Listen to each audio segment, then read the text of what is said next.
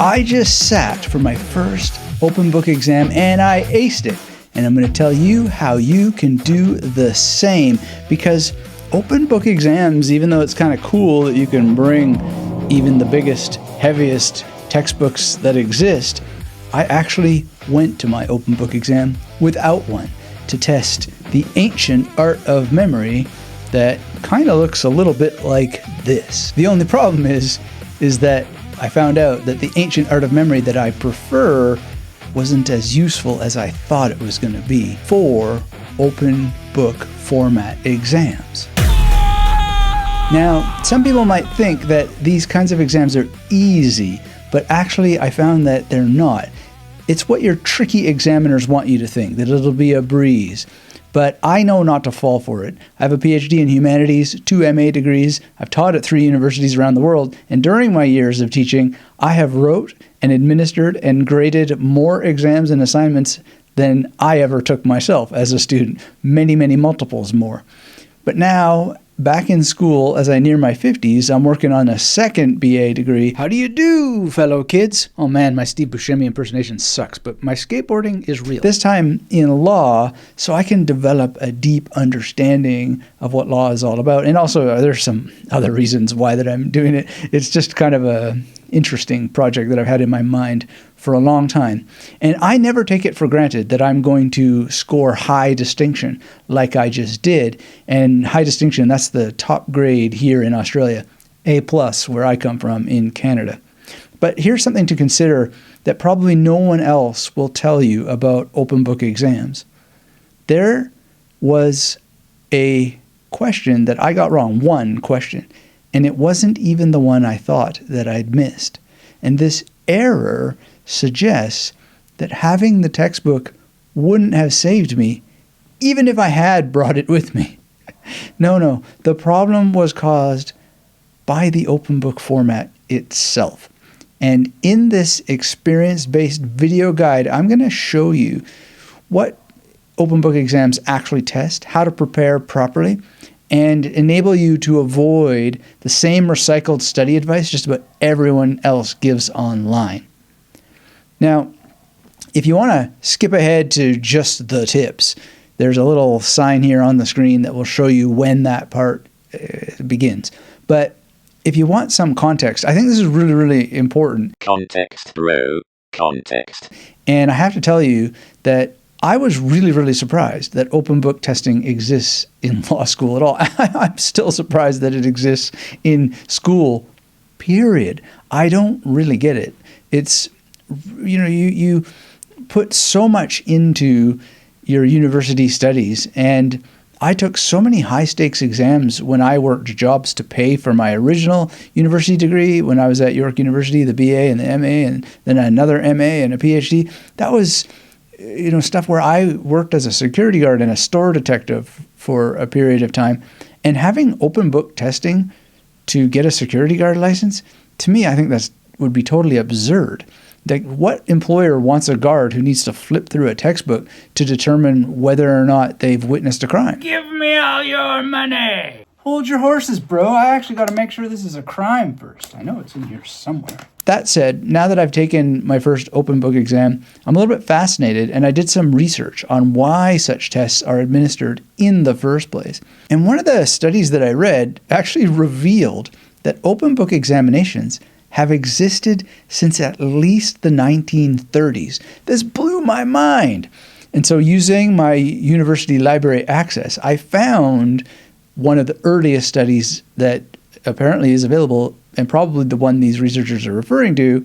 And as the authors John and Ruth Stallnacker argue in this open book examination study, they think that it has all these positives because emphasis falls on the course objectives, and students utilize facts to solve problems, and you develop inference skills, and time gets spent by the student on preparation rather than cramming, maybe.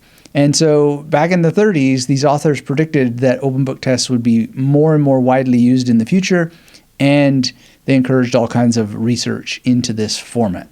Now, the idea that this is suitable for law, I don't know. I mean, I think that it can make sense. After all, law is the field where getting even just one section number wrong could change the outcome of a case. Game over. Contextless row. And that means an open book test is only partially about testing recall. It's much more about determining whether you can read with precision and work with the exact information as worded from a variety of source materials while the clock is ticking. So this first exam had 20 questions, 60 minutes, and there was no real way for me to look things up because I went without the textbook. So I was there at my laptop, and the entire device was reduced to just one screen by a lockdown browser. And I, was a little bit weirded out by this. I mean, I had lots of notes, and I'm going to share with you how I prepared my notes so that you can try this out for yourself, and it'll be worth it for any exam that you sit for to have notes in this way. But the course was heavy on history and legislation, and it involved a ton of dense reading from multiple textbooks and a legal dictionary. Basically, do the math with me. If you got 20 questions, you don't have that much time per question. You need to read each question carefully. You need to check your answers.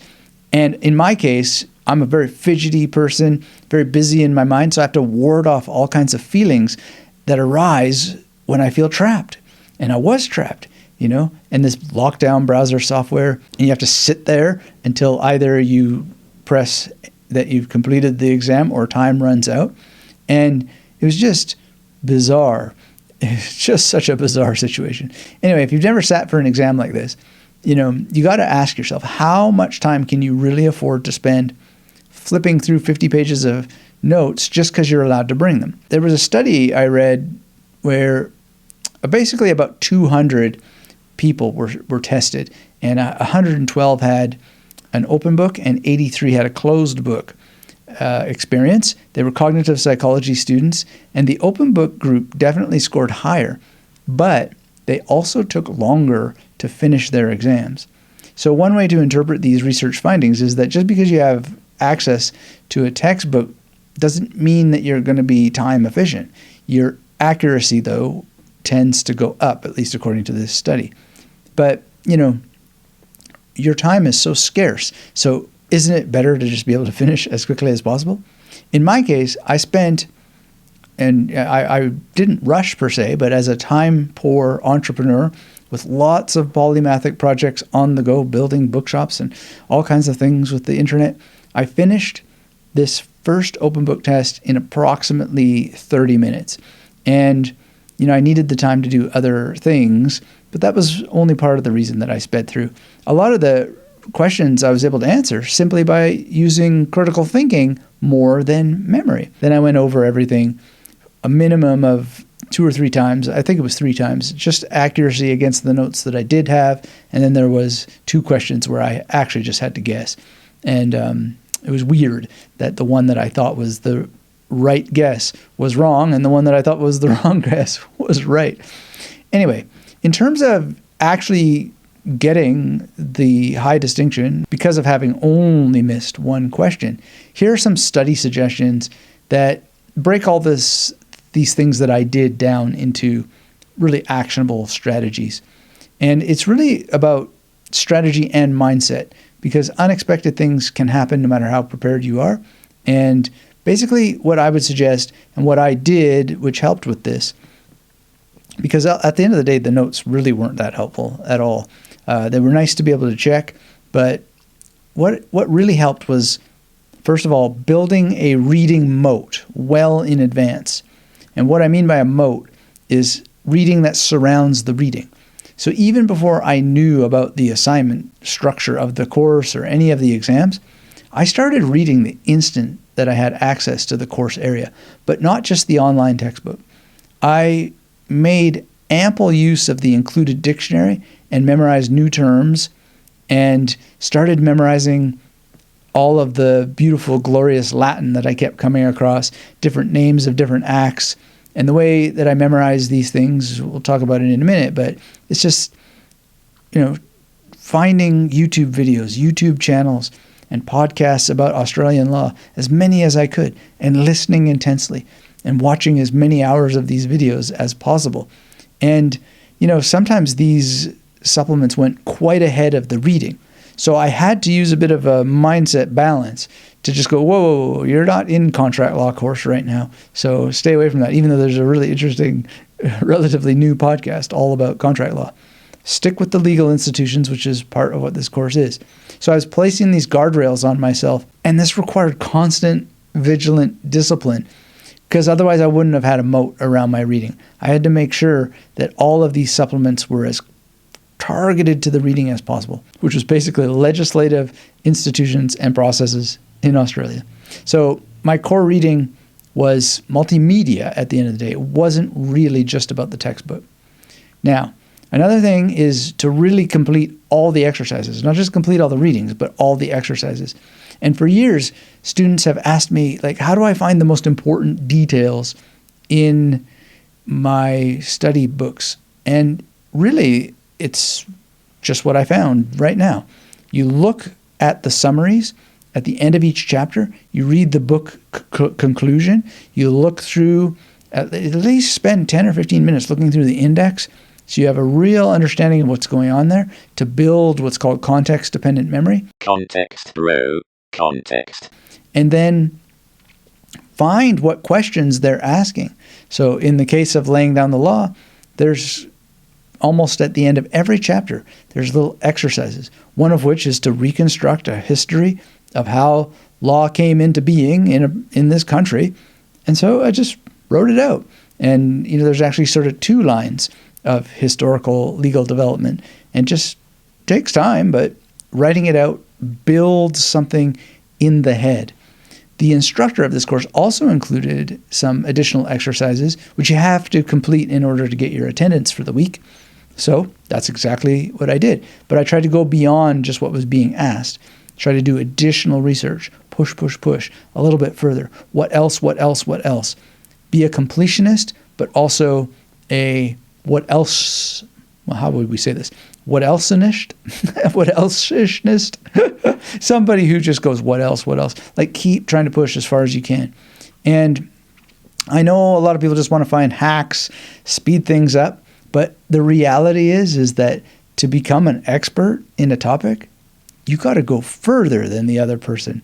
Now, yes, there are experts out there who skim and scan, but that doesn't mean that you should. Frankly, you clearly should not, because a lot of the experts, so-called experts, are causing trouble for people because they're taking shortcuts, right? And in any case, it's really, really important to go beyond the call of duty so that later on you will know that you tried your best and that you are someone who has high distinction.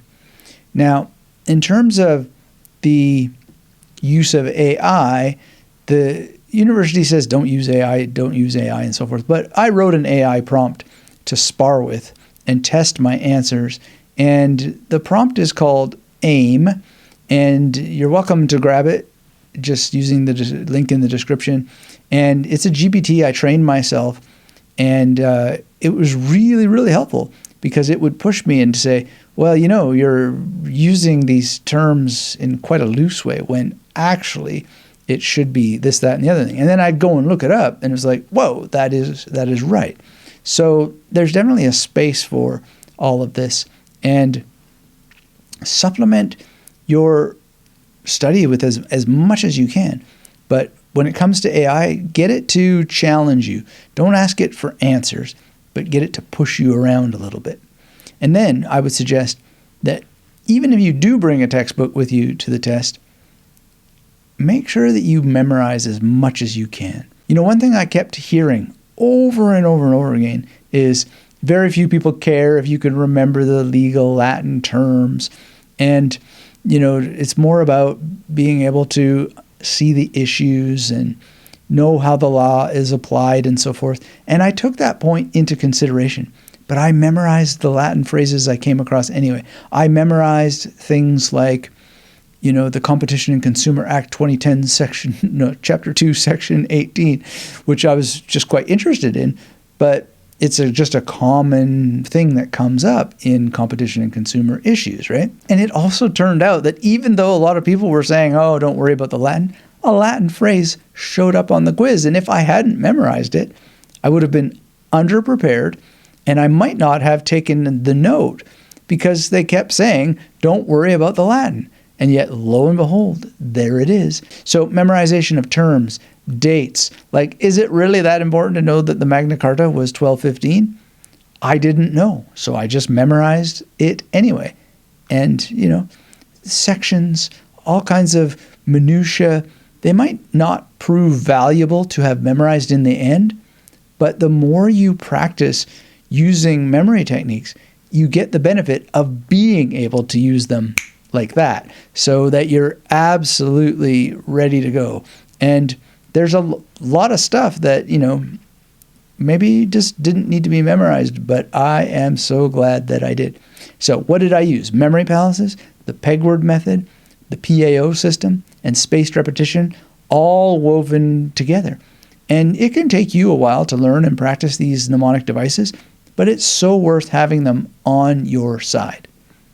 Now, in terms of organizing notes effectively, one of the things that I just find invaluable whenever I have to print anything out is to always take the time to use the footer to have some little information about what the document is, what page it is, and how many pages are involved in that particular set of pages. So basically you'll see on the screen what I did, which is, page 1 of 11. And that was very useful because it allowed me to have the stress-free confidence when I was going through my notes that I hadn't missed anything, that I hadn't misplaced a page somewhere. I was able to see that I had gone through every single page. Now, this is really, really important because there is a thing called anxiety-induced memory loss. And I'm just that kind of person that I might get anxious if I didn't think that all my note pages were there, right? And so just take a little minute if you're going to use digital notes or even print notes, because on my index cards tend to be numbered in particular ways, or at least they indicate the page numbers from which I withdrew information, which creates a kind of mental map of what the book is like. So knowing what is on your notes and knowing that they're full and complete is a great, maybe it's a security blanket, but nonetheless, it just makes everything so stress-free.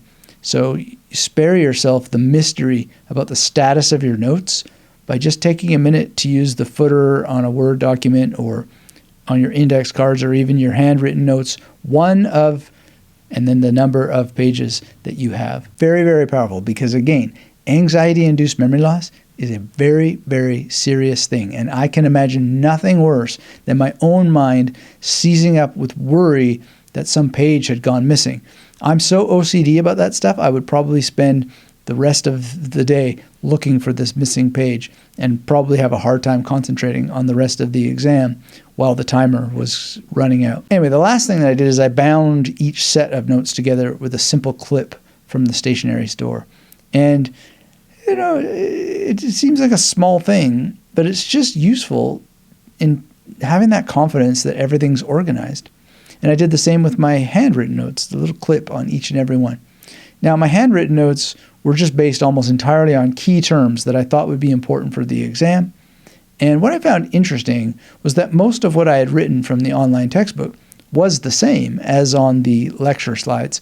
So this is partly from having many years of practice figuring out what the main points are, but looking through the index before starting to read the book is a huge part of creating a mental cognitive map in the brain of what it is you need to look for while you're reading.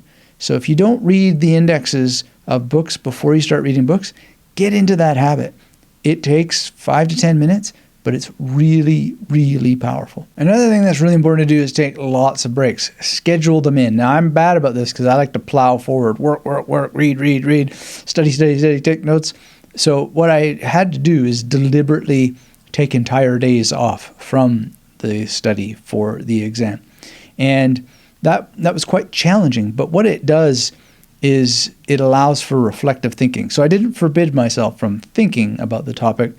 And reflective thinking is quite important for memory formation and just asking lots of questions. Well, I wonder why about this, and I wonder why about that.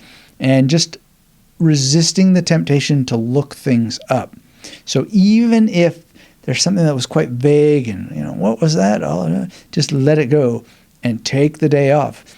When it's time to rest, it's time to rest. Like literally take that seriously. But provided that you start reading soon enough and doing everything else related to your course as quickly as possible and create that reading moat or multimedia exposure moat around yourself, you're going to have all kinds of time to take breaks and just let your brain percolate. It's called diffuse thinking.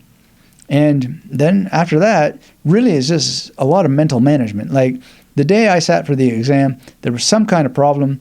They didn't have the access open. And then I thought, well, is it my online account that is having the issue? So then I spent almost an hour with technical support. They had no idea. They're just like, well, you got to talk to the professor. And this is like, well, the professor has this email that they only check email sometimes. And it's just like, it was a little anxiety inducing, a little bit. Anyway, it finally was open to study for. It was raining like crazy. I don't feel very good when it rains. And I was just then kind of just grouchy, period, because I don't like the format of multiple choice questions. And I really don't like having a camera on me and going through all this stuff. But nonetheless, I checked all the software so that it was all working before. And there I was. And my mind also, as I was watching the rain in the window, was thinking about Peter of Rowena, who wrote the Phoenix. And just, I had this piece of paper just sitting over there. And I was thinking how disappointed he would be, like I was, that, people were discouraging against memorizing Latin. And it was just such a strange thing. And then I started doubting that law school was such a great idea after all. And blah, blah, blah, blah, blah. The mind just started going and going and going. And I caught myself. And then I just started running some of the mantras that I had memorized and that I wrote about in the Victorious Mind. And having this simple ritual to fall back on, it just started to blow away all the distractions, blow away the misery of the rain and how bad it makes me feel.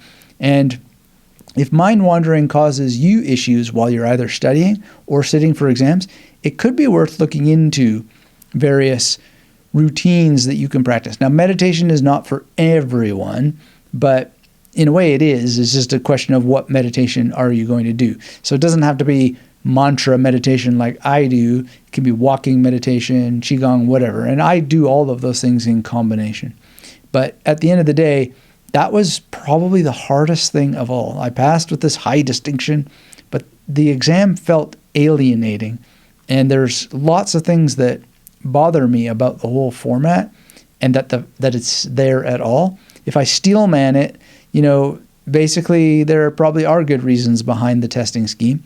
I mean, the test is a lot less about knowledge and more about how detail-oriented you are.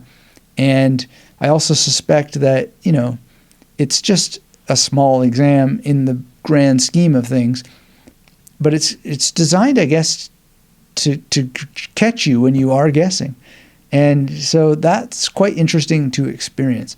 And having the book, if I had it with me, it reduces the incentive to guess, because as long as you manage your time, you're able to go through things in time, and there should be no reason why you would miss a point.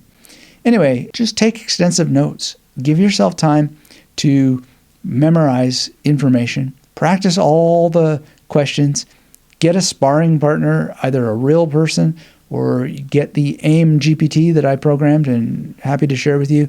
Schedule lots of breaks and just prepare for your mind to go nuts and have some kind of mental practice that you do that's going to help you calm down.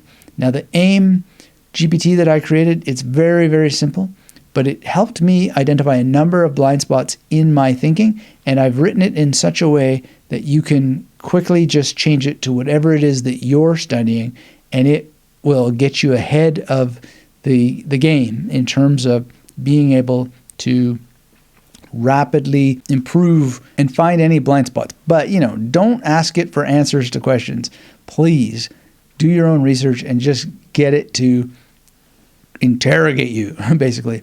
Now, at the end of the day, I don't know what Peter of Rowena would have said to exams like this, but in my experience, the format rewards the prepared mind and the person who goes beyond the call of duty.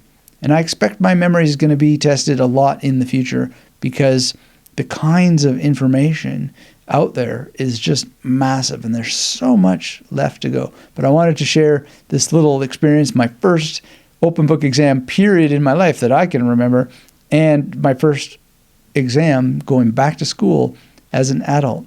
And for more of my experience as a professor myself and as a student, make sure to get subscribed if you're new here. And, if nothing else, please always make sure to enjoy the learning experience. We sometimes forget what a blessing it is to be able to study at all. And yet here we are with more people on the planet studying than ever before. Don't forget to celebrate that opportunity. Keep a positive attitude. And, a positive attitude is one of the best things you can do to have massive success in all of life's many tests. And when it comes to tests and epic learners who really showed up in a big way, stick around and check out my video on the rogue monk who managed to memorize the vocabulary of every language he touched, making his mind so powerful using memory wheels. Check that out next, and thanks for being here. Until we have a chance to speak again, keep yourself magnetic. Game over. Contextless bro.